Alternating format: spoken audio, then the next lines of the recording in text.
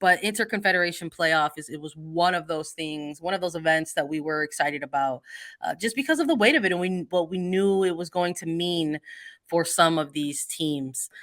Let's maybe go with a quick overview, just in case folks need to catch up very quickly on what's been going on in the play-in tournament, because a lot of these games, the entire event has been taking place in New Zealand. So if you're, American audiences, perhaps some of these start times have been on the later side of things, and you've sort of, you woke up the next morning and you would see the results, or who advanced and who got eliminated. So as it stands, in the beginning, there were 10 teams to compete for these final 3 slots into the World Cup.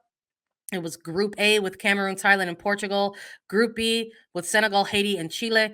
And Group C with Chinese Taipei, Paraguay, Papua New Guinea, and Panama. So Group A winner was going to join Group E with the United States, Vietnam, and Netherlands. The Group B winner would join Group D with England, Denmark, and China. And Group C will join Group F with France, Jamaica, and Brazil. So these were just some of the things that had set the stage for this sort of 10-team play-in tournament.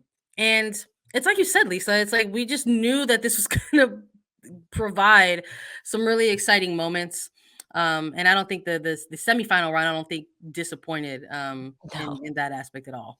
Not at all. It was a top competition right from the get-go. The way that these groups were broken down, Portugal and Chile were dubbed as the front runners for everything that was really to come for this tournament. Because of that, they had buys for the first round as these top-seeded teams coming into this play-in tournament. So we saw Cameroon and Thailand play first, as well as Senegal and Haiti. And then in Group C, because 4 teams, a little bit different, it was 2 semifinal matches, and then advancing on to that. So as this kind of broke down and things went on with the competition, we got to see that Cameroon and Thailand play in that Group A opening semifinal match. Cameroon ends up getting a shutout win over Thailand, 2-0. It was impressive to watch this Cameroon side going up against Thailand, and Cameroon really giving a lot of fight and a lot of push to this one. A pretty commanding win for Cameroon, 2-0 over Thailand. So now Cameroon moves on to the final to play Portugal. Meanwhile, in Group B, it was Senegal versus Haiti, and this Haitian side, Sandra, you and I know so well. I'm sure Americans know very well. Out of CONCACAF, this Haitian team is impressive. They are fun to watch. They can score goals. They can score a million goals. They can score in a variety of ways. And that's exactly what we saw in the semifinal. Haiti wins over Senegal 4-0. They got 4 really incredible goals. And it was really just a taste, right? A small taste of what we could get from Haiti. But at this point, we now have Cameroon and Haiti advancing out of the semifinal. In Group C, there was 2 semifinal games. The first one, Chinese Taipei against Paraguay. This game ending in regulation 2-2. It was a battle between these two sides. Goals for Chinese Taipei in the 21st minute and the 75th minute, and then Paraguay coming back and getting one in the 80th minute. And then a minute later, 81st minute, Paraguay equalizes at the very end of regulation. They go into extra time, these two sides. Then it goes into PKs. We get our first taste of a lot of penalty kicks in this Chinese Taipei Paraguay match, and ultimately Paraguay winning 4-2 in penalty kicks over Chinese Taipei. And then for Papua New Guinea against Panama, the other Group C semifinal, Panama, getting 2 goals, starting early and quick. The first goal coming in the 12th minute, and then right over the hour mark for Panama getting their second to win 2-0 over Papua New Guinea. So then at this point, we have Cameroon, Haiti, Paraguay, and Panama advancing to the final for this Interconfederation playoff. So then they have to play again, right? But the semifinal competition was good. It was impressive. It was fun to watch. Group C, it's almost like hearing you sort of recap the results of Group C, it's just like reminds me of when we first saw how these 10 teams were going to be broken up.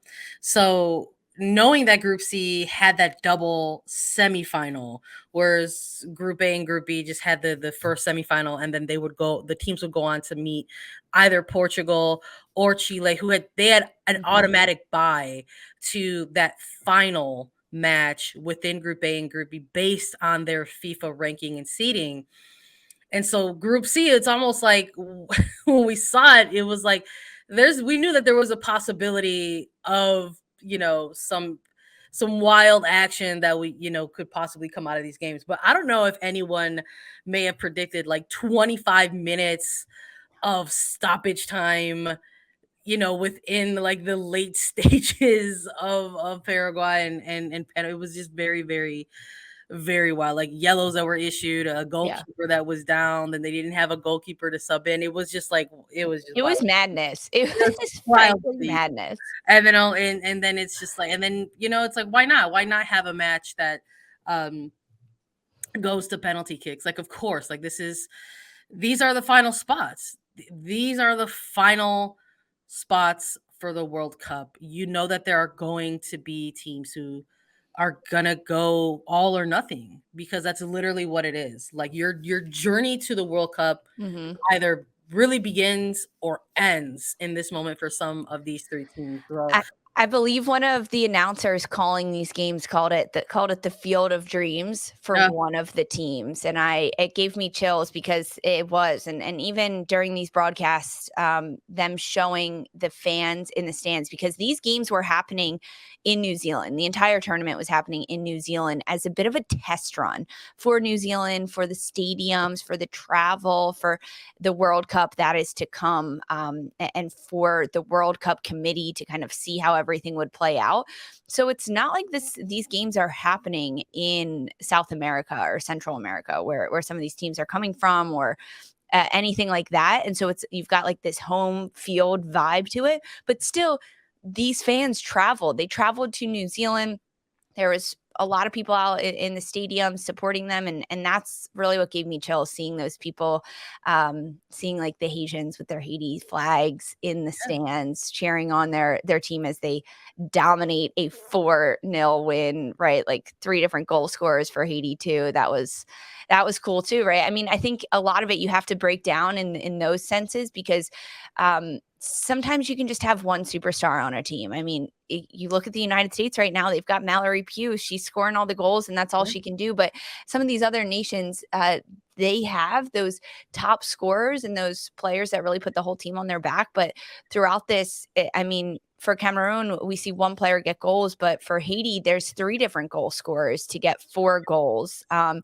Paraguay as well, they get a couple different goal scorers in there. Same as Panama. So like that's impressive to see, sharing the wealth, balance scoring amongst these nations. I think with sort of just running down how the semifinals played out, we also have to like bid farewell to certain teams, right? Because we're going to talk about the teams who have basically qualified once we come back from a break. But the semifinal results meant that no Thailand in the World Cup, no Senegal in the World Cup, Chinese Taipei, Papua New Guinea, and it was just sort of interesting to sort of see how these journeys kind of come to a brief pause. But Thailand, a team that I think going into even 2022 that you rate a little bit, just sort of based on their prior experience. This is a team that had qualified for the World Cup before. There are people who might be familiar with this team due to a lopsided scoreline out of the 2019 World Cup. And maybe if that's your only exposure to this Thailand team, you maybe think, well, what are they even doing at the World Cup? But they go through a qualifying process just like any other national team program and earn the right to represent their nation at a World Cup. But sort of looking at that team and sort of watching them go through the women's Asian Cup that we had on Paramount Plus, and we were taking a look at these games, and saw sort of the competitive landscape of these teams coming and participating in this cup competition. And Thailand was going to be a team that had to take a little bit of an alternative route if they wanted to get to the World Cup. So to sort of see them get into this playoff group, I think it was a tough group that Yeah. they got drawn into. Cameroon on the other side of that, another team that wants to get back to a World Cup as well, right? So it's like the fact that they were going to go head to head for a chance to play off against Portugal, I thought was going to be one of those like tough matches. So it's not too surprising to see that it was one of the semifinal matches that ended in a kind of, maybe I guess what could be considered like a respectable or more narrow kind of scoreline, just Right. a 2-0, you know. So no Thailand, no Senegal, no Chinese Taipei, no Papua New Guinea. But that meant that there were a Final Four in place, and up 4 teams, 3 spots for grabs. The math isn't mathing.